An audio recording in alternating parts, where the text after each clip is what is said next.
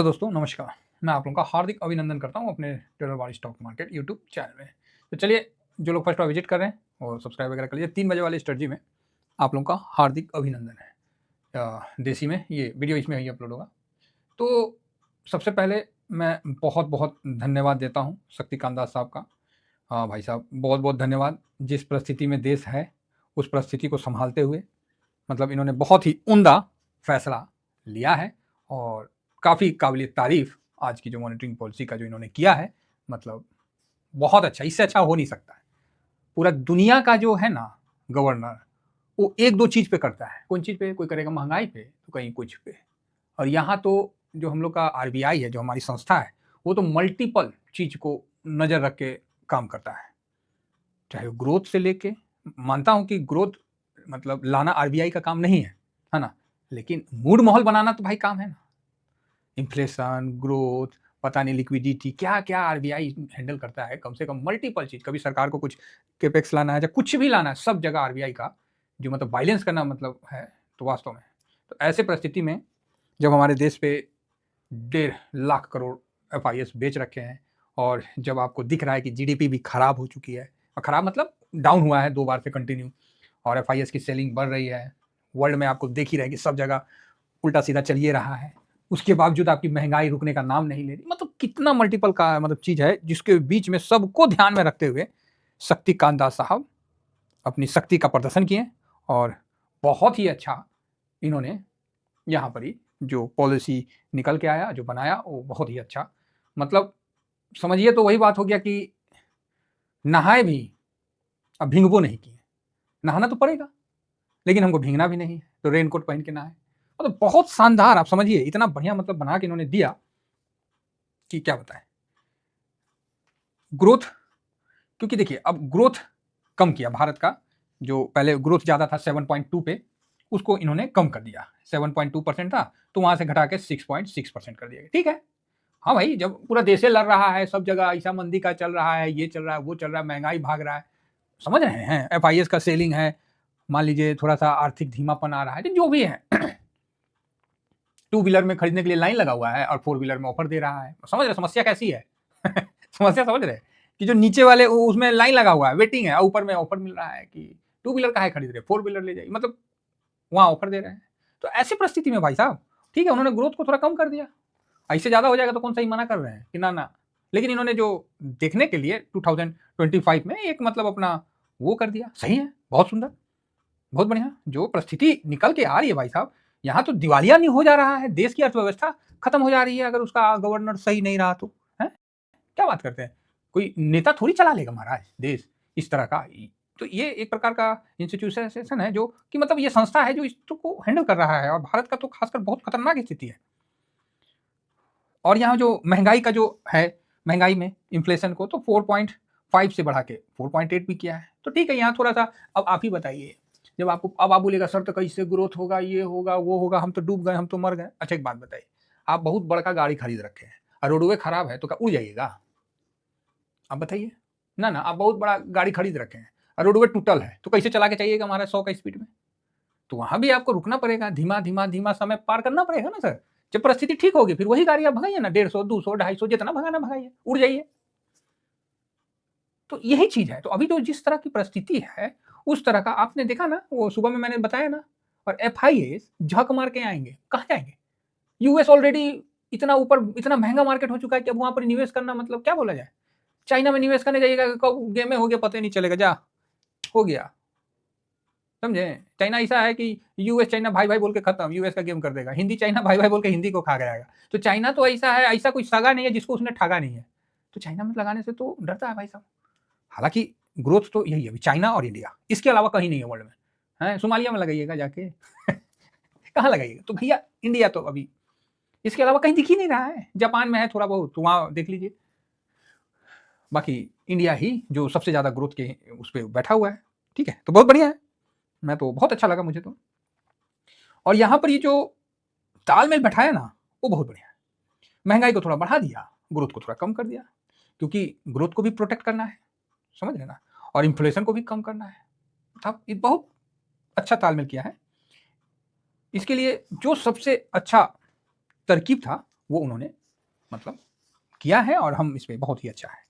एक तरफ से उनको लिक्विडिटी भी बढ़ा दिया, कैसे? सीआरआर कम करके, ठीक है। सीआरआर कितना था? 4.5 था, यहाँ कट के 4% कर दिया, तो बैंक से लिक्विडिटी बढ़ाया। इवेंट यही नहीं किया और कर दिया कि एफसी क्या है, एफसीएनआर है ना, जो इसको भी एफसीएनआर में भी इन्होंने डिपॉजिट रेट बढ़ा दिया कि भैया जो फॉरेन इंस्टीट्यूट इन्वेस्टर हैं, चाहे जो एनआरआई है, वो एफसीएनआर में डिपॉजिट करें, तो वहाँ रेट बढ़ा दिया। जो रेट कम था उसको रेट बढ़ा दिया। तो इससे क्या होगा? भारत में लिक्विडिटी आएगा, डिपॉजिट लोग करेंगे भारत में। जब भारत में डिपॉजिट होगा तो पैसा मार्केट में आएगा, मतलब लिक्विडिटी बढ़ेगा भारत उसमें। तो ऐसा नहीं है कि सीआरआर के अलावा भी उसने किया है, इसीलिए हम बैंकिंग क्षेत्र में मजबूत है, ठीक है। तो बहुत बढ़िया है, तो अच्छा है, मतलब उनका जो भी स्टेप उठाया ना बहुत बढ़िया है। इससे मतलब हम लिक्विडिटी पैदा होगा, लिक्विडिटी पैदा करने के लिए सीआरआर के साथ एफसीएनआर को भी उन्होंने किया। दोनों साइड से होगा, लेकिन होगा किसके माध्यम से? बैंक का। तो बैंक मजबूत होगा, ये तो दिख रहा है, ठीक है। 2020 के बाद कई लोगों का कहना था कि सर अगर रेट कट होगा तो क्या बॉन्ड मार्केट में असर होगा, तो हम डाल देते हैं जो पैसा है सीआर में, जो वहीं डाल देते हैं। अरे भैया, जब रेट बढ़ा तब उतना असर ही नहीं हुआ, तो रेट कम होगा तो क्या असर होगा? वैसी रहेगा, समझे। तो 19-20 का फर्क होगा, ज़्यादा कुछ नहीं होगा, ठीक है। समझ गए होंगे आप लोग जो मैं कहने वाला हूँ। तो और इसीलिए लिक्विडिटी बढ़ा दिया है, दोनों साइड से इन्होंने बढ़ाया है। और जो महंगाई को कंट्रोल करने के लिए अपना जो रेपो रेट है 6.5 का, उसको बरकरार रखा है। बोला भाई आप यहीं रहो, मतलब महंगाई को वहीं रुका। देखिए महंगाई को वहीं रुका, ग्रोथ जो ऊपर था कि दुनिया को दिखा रहे थे कि हम 7.2 से करेंगे, तो वहां प्रतिष्ठा में प्राण ना देते हुए महंगाई को कम कर दिया, ग्रोथ को, सॉरी माफी चाहेंगे, ग्रोथ को कम कर दिया। बोला नहीं, हम दिखाएंगे दुनिया को 7.2, हम 6.6 करेंगे। ठीक, हम दुनिया को नहीं दिखाएंगे कि भारत 7% से बढ़ेगा चाहे दौड़ेगा, हम 6.6 से, उससे ज्यादा बढ़ गए तो क्या कोई कमी है? और नहीं बढ़े, उसके लेवल में भी चल गए तो बोलेंगे ना कि हम लोग सही किए हैं। हाँ, उससे कम होता है तब तो एक अलग बात है। तो जो जीडीपी का है वो अपना 6.6 कर दी। देखिए मेरा बात समझिएगा, पूरा कंक्लूजन बता रहा हूं। जो अपना ग्रोथ है उस 7.2 से हम कम कर दिए, ठीक। दुनिया को बता दिए भाई हम इस रेट से नहीं ग्रोथ कर पाएंगे, हम कम कर पाएंगे, हम 6.6 से ही कर पाएंगे नेक्स्ट ईयर का, ये हम लोग का प्रिडिक्शन है, ठीक। पहला चीज ये। दूसरा चीज क्या किए कि दोनों तरफ से लिक्विडिटी खोल दिए। बाजार को क्या चाहिए? पैसा चाहिए। तो पैसा कहां से आएगा? नोटबंदी तो थोड़ी छापेंगे, तो लिक्विडिटी खोले। एक तरफ से कैसे खोले कि जो बैंक था, जो कि 4.5 आरबीआई के पास सुरक्षित रखना था, उसको बोले ए रुक जा, 0.5% उनको छोड़ दिए, मतलब 50 बेसिस हम आपको माफ किए, मतलब आप 4% रखिए, ठीक है, 4% रखिए, आ जाइए धंधा करिए।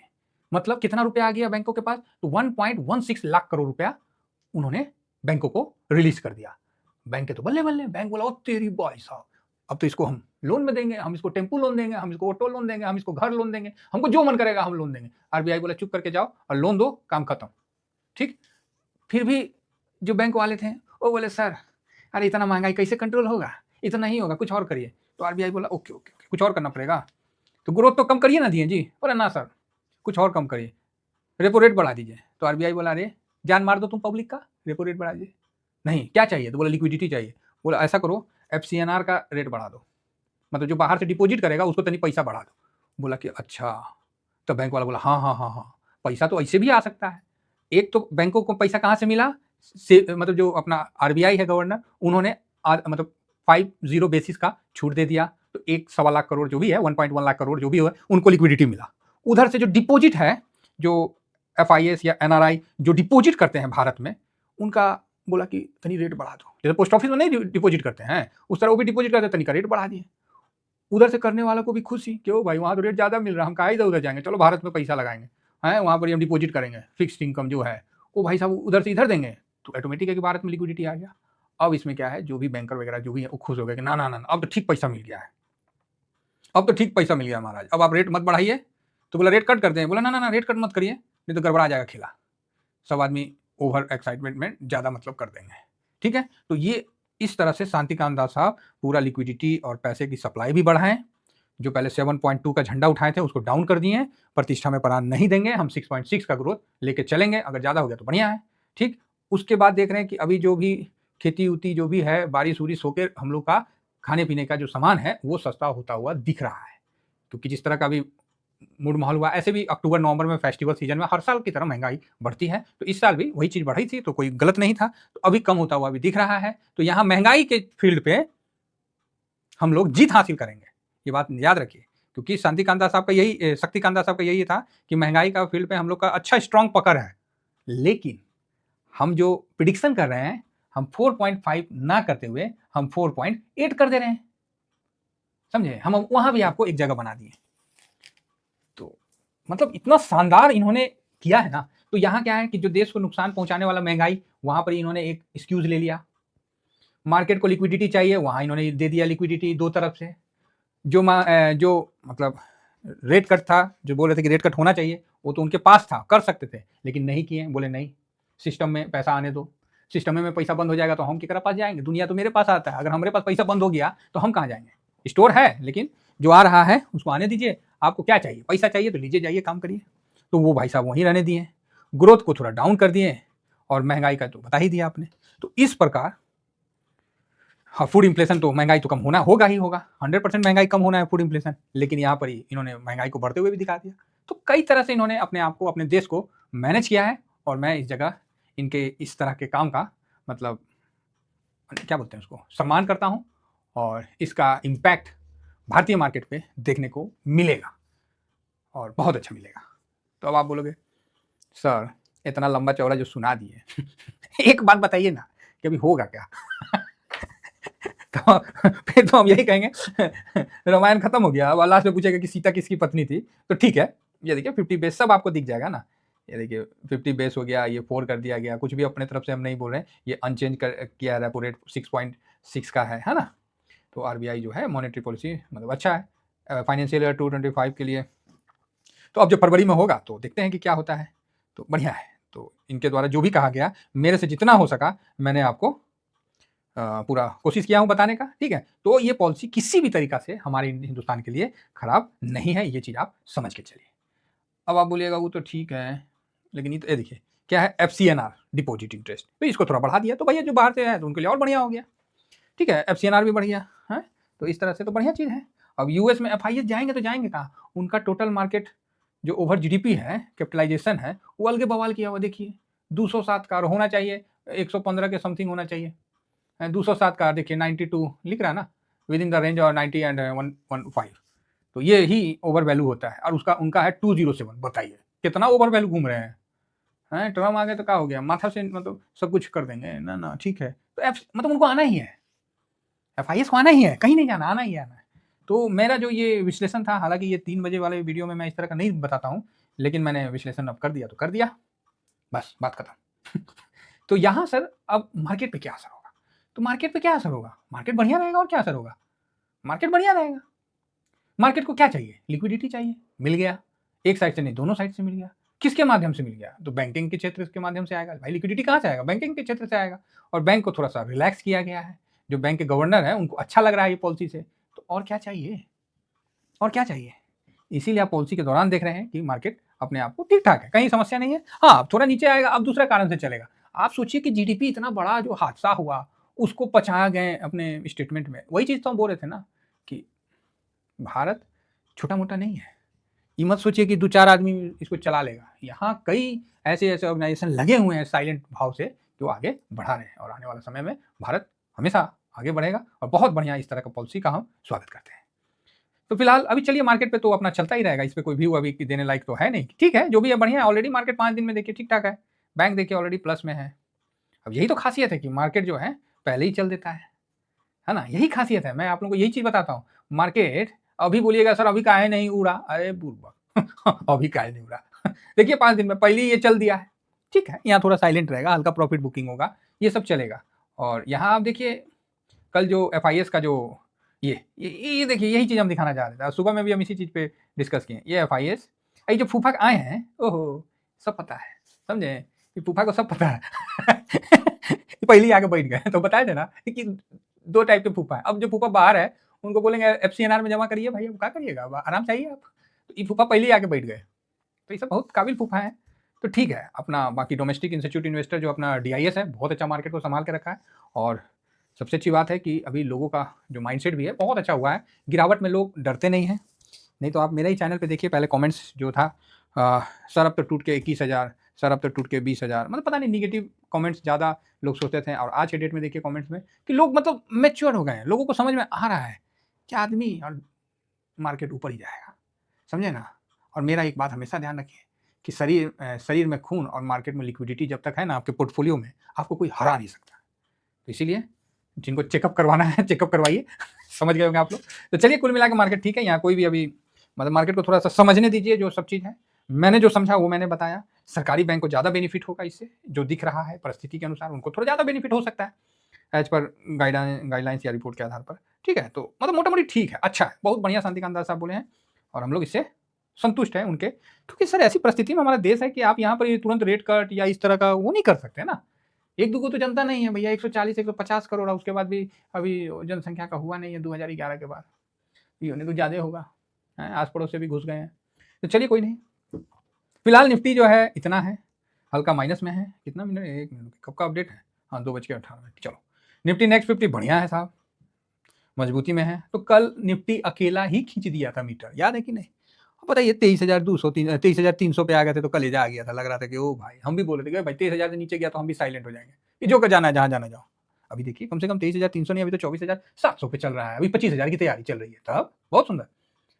500 भी ठीक है, मिड कैप ओके ओके है ना, 150 मिड कैप भी ओके है, इंडिया विक्स वहीं का वहीं है, तो कहीं ज़्यादा अभी यहाँ वॉलेटाइल नहीं होगा, मार्केट शांति से निकलेगा, बहुत सुंदर है। स्मॉल कैप भी ठीक ठाक है, 250 भी 0.54 है और ओके ओके है। सेक्टोरियल इंडाइसेस में निफ्टी बैंक एकदम से बिल्कुल, क्योंकि इतना ज़्यादा अचानक से ठक ठक ठक ठक पोजीशन बनाना, ओहो मत बोलिए, क्या बताएं। लेकिन पहले से कोई पोजीशन नहीं बना, सबसे बड़ा बात है कि मार्केट में कोई पोजीशन नहीं बना, इसीलिए तो मैंने आप लोगों को टेलीग्राम में भी बोला कोई इंट्राडे और मत करिएगा, गड़बड़ा जाएगा खेला। तो बोलिएगा सर हम 25,000 का कॉल बेच देते हैं और नीचे में फूड बेच देते तो बीच का प्रीमियम खा लेते। ओ भैया रहने दो ये सब चीज़, ये सब बुद्धि मत दो हम लोग को ये सब बुद्धि नहीं चाहिए, है ना। हम लोग जैसे हैं वैसी देसी ठीक है, हम मजबूती के साथ आते हैं और मजबूती के साथ ही बैठते हैं। ऑटो ठीक है सब 0.89 है, तो ऑटो में अब लिक्विडिटी आया तो ऑटो का भी बेनिफिट होगा।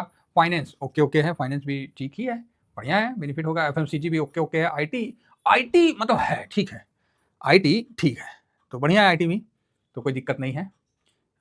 आईटी मौका दे रहा है, इतना बढ़िया भागा है ना सर, ओह मजा आ गया आईटी इंडेक्स। मेटल देखिए आज अपने आप को, मतलब जो गिरा हुआ सेक्टर था वहां पर ही जान लौटता हुआ नजर आ रहा है। पीएसयू 1% से ऊपर चला गया था ड्यूरिंग मार्केट में, हम लोग का भी मतलब जो बाइंग था वो पूरा एकदम प्लस में आने लगा, हम लोग इंट्राडे मत हो जाए हम बंद करके छोड़ के जाकर सूत गए, हम बोले ना ना ना कुछ नहीं करना है गलत चीज में पढ़ना ही नहीं है, लालच नहीं करना है, जाने दो। तो ठीक है, अभी हम तो पोजिशनल लिए हैं, जो क्या होता है ना कि एक इच्छा होता है कि कुछ करें, है ना, अगर बेनिफिट होना चाहिए तो होना चाहिए भाई, वो इसीलिए। रियलिटी भी ओके ओके है, health care okay okay, consumer durable में 1.21 का तेजी है, ऑयल एंड गैस भी ओके ओके है। ओ भाई बहुत पैसा लगा है। स्ट्रेटजी इंडेक्स में आई है तो ठीक है। अल्फा अच्छा होगा, हाँ यस शाबाश, ये देखिए अल्फा कोटेक का याद है ना, अल्फा बढ़िया तेजी ले रखा है, तो पोजीशन है तो कोई दिक्कत नहीं है, अच्छा लग रहा है। पोजीशन नहीं रहता तो मुंह बा के देखते रहते हैं यही है ना, मतलब पोजीशन है तो अच्छा लगता है, नहीं रहता है तो फिर आदमी लगता है कि ओ छोड़ो हटाओ ना, ईटीएफ में कहा जाना है तो यही चीज़ ध्यान रखने वाला, पोजीशन रहेगा तो सब अच्छा लगेगा, नहीं रहता। मोमेंटम में भी ठीक है 0.73 है और ओके ओके है। थीमेटिक में आइए कंजम्पशन कमोडिटी सबको, सीपीएससी सरकारी भी ओके ओके है, 0.5% का तेजी लेके चल रहा है, तो ठीक है, कहीं ऐसा कोई बड़ी बिकवाली या बड़ी मतलब वो नहीं हुआ। मेटल में खाली बेटर है, अदरवाइज सब ओके ओके आपको दिख रहा है। और यहाँ देखिए टूरिज्म पे इतना काहे भाग मतलब किया हुआ है कि चैन, तो देखिए किया हुआ तो है, चलो अच्छी बात है। डिफेंस ओके ओके है। निफ्टी कैपिटल मार्केट्स 1.88 है ओके। बॉन्ड में हल्का दबाव है, वो तो नॉर्मल है। तो कुल मिला के मार्केट सर अच्छा है ना, सारे जो बड़े बड़े हैं, जहाँ जहाँ प्रॉफिट बुक होना चाहिए वहाँ हल्का हल्का प्रॉफिट बुक हो रहा है और मार्केट शांति से चल रहा है, कोई हड़बड़ी नहीं है, ठीक है। तो ये पॉलिसी मार्केट के लिए बहुत अच्छा है, ये दूरगामी असर लेके आएगा। जितनी परिस्थितियाँ और जितनी जो दूरगामी, जो नहीं बोलते दुश्मन, जो खराब प्रभाव दूर से दिख रहा था कि आता हुआ आ रहा है हमारे शेयर मार्केट पे, वहाँ बड़ी कमी होना शुरू हो गया है छिड़काव के माध्यम से। इसका ये मतलब नहीं कि अभी आप तुरंत भागने लगेगा, नहीं, जो आने वाला आगे में हर्डल था वो धीरे धीरे कमजोर हो जाएगा इस माध्यम से, ठीक है। तो यहाँ बढ़िया है, हम धीरे धीरे 25,000 की तैयारी करेंगे। चलिए इतना ही कहकर अपनी वाणी को विराम देता हूँ। आशा करता हूँ कि जितना मेरे को समझ में आया था मैं आपको तक पहुँचा पाया। Thank you very much. जय हिंद, जय भारत।